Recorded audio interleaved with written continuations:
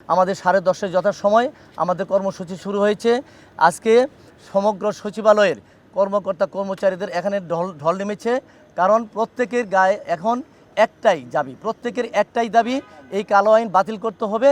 আমরা বাতিল চাই, আমরা ঘরে ফিরতে চাই। বাট যতক্ষণ পর্যন্ত আমরা এই কালো আইন বাতিল না করব, কোনো অফিসিয়াল অর্ডার না পাবো, ততক্ষণ পর্যন্ত আমাদের ঘরে ফিরে যাওয়ার কোনো সুযোগ নেই। আজকে আমরা 2-1 নেতৃস্থানীয় ব্যক্তি আমরা কর্মসূচিকে একটু হালকা করতে চেয়েছিলাম, বাট আমাদের সকল পর্যায়ের কর্মচারীদের পক্ষ থেকে এমন প্রেশার ছিল যে হালকা করার কোনো সুযোগ ছিল না, যার জন্য এবং সারা বাংলাদেশ থেকে আমার কাছে ফোন আসতেছিল, ভিডিও বার্তা আসতেছিল যে সব জায়গাতেই আন্দোলন স্প্রেড করেছে এবং এটা আন্দোলন তারাও চালিয়ে যাবে, আমরাও চালিয়ে যাব। তারা আমাদের নির্দেশনা অপেক্ষা ছিল। আজকে এখন যেহেতু আপনারা আসছেন, আপনাদের মাধ্যমে সমগ্র দেশবাসীদের যত সরকারি সেক্টর আছে সবার কাছে আমার অনুরোধ, আপনারা আমাদের নির্দেশনা মোতাবেক আমরা যতক্ষণ পর্যন্ত এই কর্মসূচি প্রত্যাহার না করব ততক্ষণ পর্যন্ত সমগ্র দেশে আপনারা এই আন্দোলন চালিয়ে যাবেন।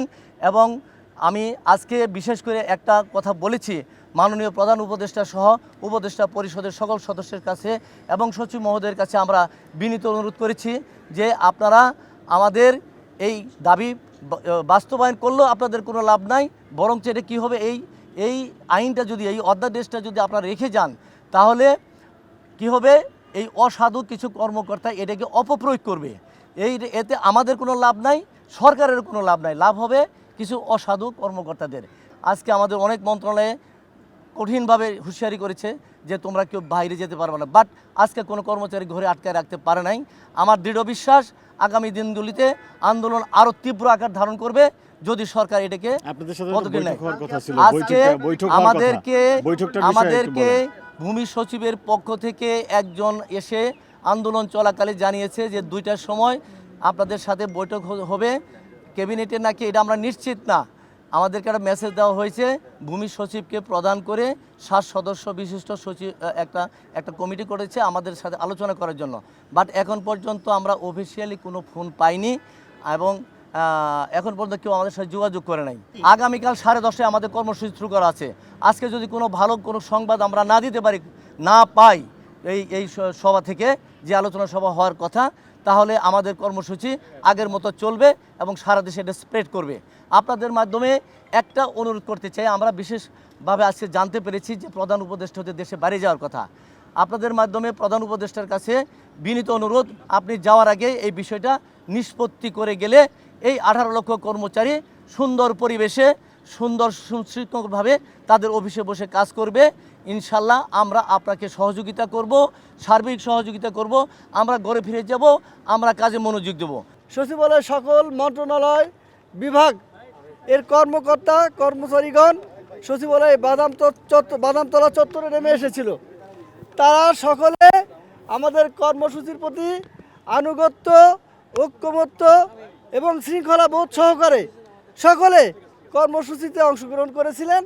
আমরা তাদেরকে অবহিত করেছি যে আমাদের যে দাবি নিবর্তনমূলক কালো আইন 1979-এর সেই বিলুপ্ত আইন, সে অন্যায়, অমূলক, অবৈধ আইন সম্পূর্ণরূপে প্রত্যাহার না হওয়া পর্যন্ত আমাদের সাংগঠনিক এবং কার্যক্রম বা কর্মসূচি চলমান থাকবে।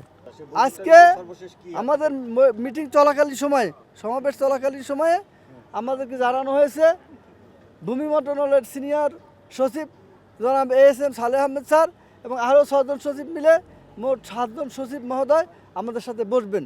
এই কালো আইন প্রত্যাহারের বিষয়ে ওনাদের সাথে আলাপ আলোচনা হবে।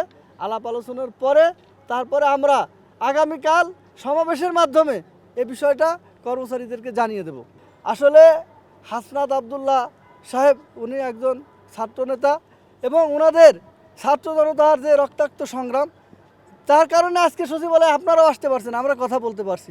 তাদের অবদানকে আমরা কখনো অস্বীকার করি না এবং তাদেরকে তাদের প্রতি শ্রদ্ধা রেখে আমি বলতে চাই, ওনারা প্রকৃত বিষয় না জেনে আমাদের সাথে কথা না বলে এবং বাইরের কোনো কারোর উস্কানিতে বা কান কথায় প্ররোচিত না হয়ে এ ধরনের ওনারা মন্তব্য করবেন না। আমরা এটাই আশা করি। আমরা এই সরকারের সহযোগী, এই সরকারের প্রতিপক্ষ নই। আজ পর্যন্ত সরকারের আনুগত্যের বাইরে আমরা কোনো কার্যক্রম করিনি। আমাদের কোনো আচরণ সরকারি কর্মচারী শৃঙ্খলা এবং রাষ্ট্র পরিপন্থী রাষ্ট্রের কোনো নীতি নির্ধারণী পর্যায়ের বিরুদ্ধে কোনো কার্যক্রম আজ পর্যন্ত আমরা করিনি। একটি বিষয় তা নিবর্তনমূলক, এই দেশের নিরীহ শান্তিপ্রিয় কর্মচারীরা ক্ষতিগ্রস্ত হবে, সেই বিষয়টা আমরা প্রত্যাহারের জন্য বলেছি।